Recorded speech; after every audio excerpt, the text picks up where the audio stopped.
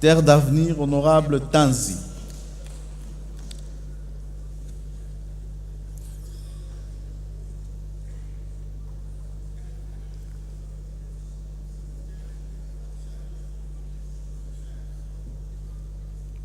Le collègue Tanzi pour 5 minutes.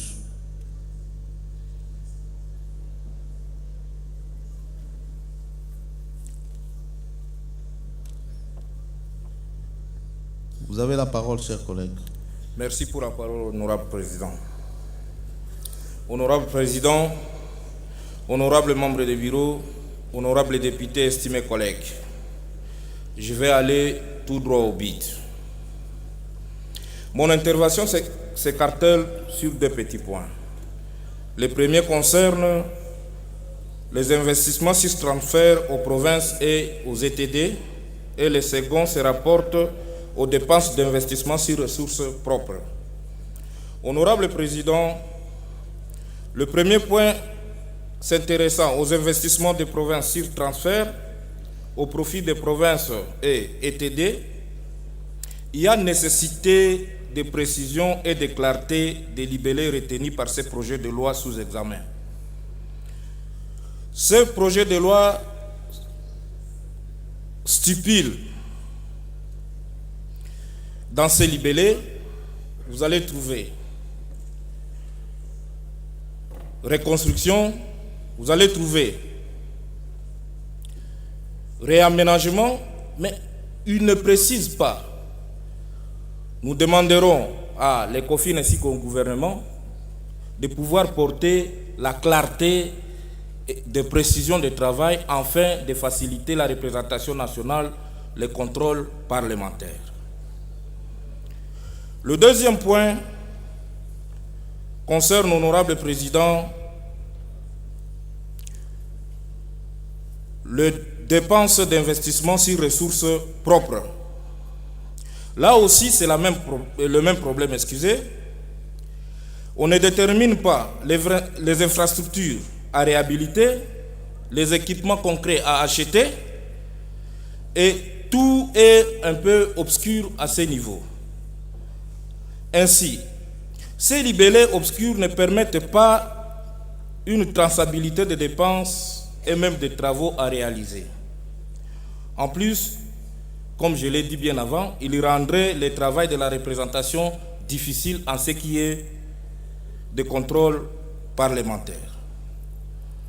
Honorable Président, en ce qui est de réhabilitation des pistes rurales et la réhabilitation des routes de désert agricoles, je m'en vais en demander au gouvernement et à l'ECOFIN l'insertion de la nationale 1 qui va de Ngouba, Kamina, Kanyama, de la province de Katanga à Kasaï oriental et occidental, qui est aujourd'hui impraticable.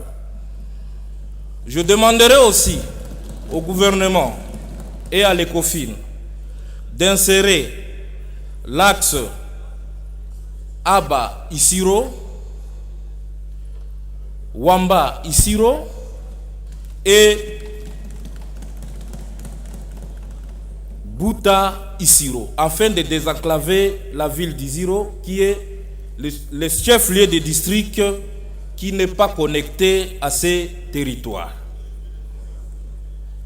Je veux aussi demander de penser à ce fût le chemin de fer des Ouélés, qui est complètement oublié.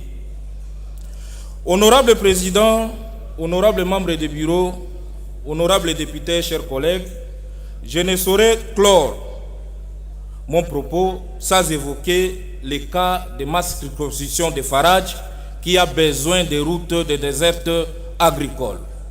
Je demande l'insertion de l'axe Aba-Kitambala, Sesenge-Kitambala et Makoro-Mopaka, qui sont des axes prioritaires pour l'évacuation des denrées alimentaires et l'approvisionnement des produits de première nécessité. Je vais aussi ajouter le cas pour la révolution de la modernité le cas échéant de la RTNC. Le budget alloué à la RTNC ne permettra jamais le territoire éloigné de la capitale d'être informé de la situation du pays. Au lieu de laisser la population rurale souffrir en écoutant des hérégies que pressent les radios internationales par des ondes courtes, j'aimerais voir augmenter le budget de la RTNC afin de desservir la population rurale en information.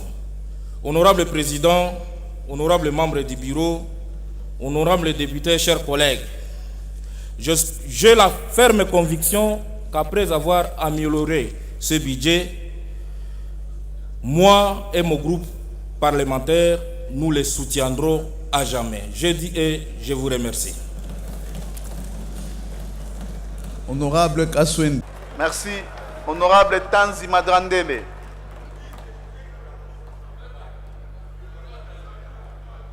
Sera suivi de l'honorable Didas Pembe.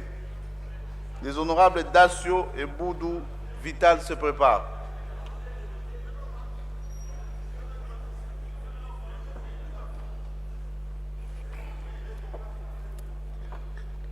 Vous avez la parole, cher collègue. Merci pour la parole, honorable Président.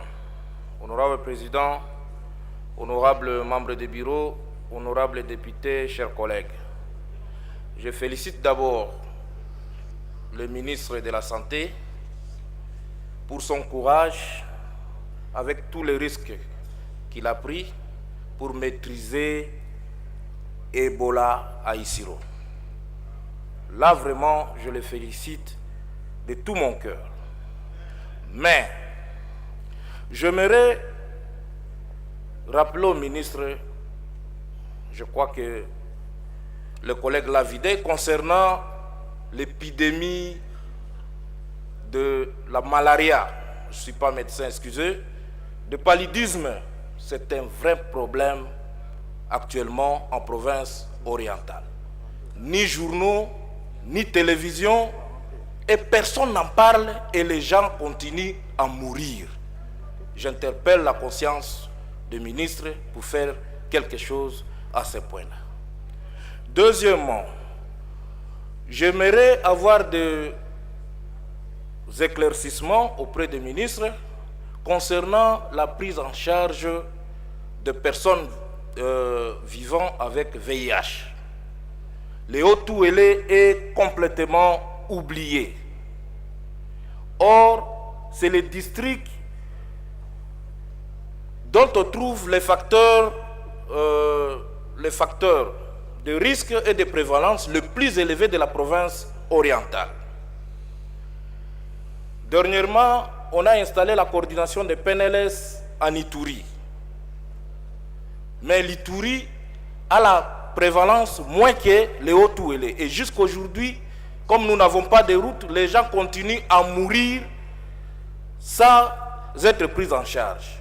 Et quelle est la politique des ministres envers la population congolaise qui vit dans le Haut-Touélé? Je dis, Président,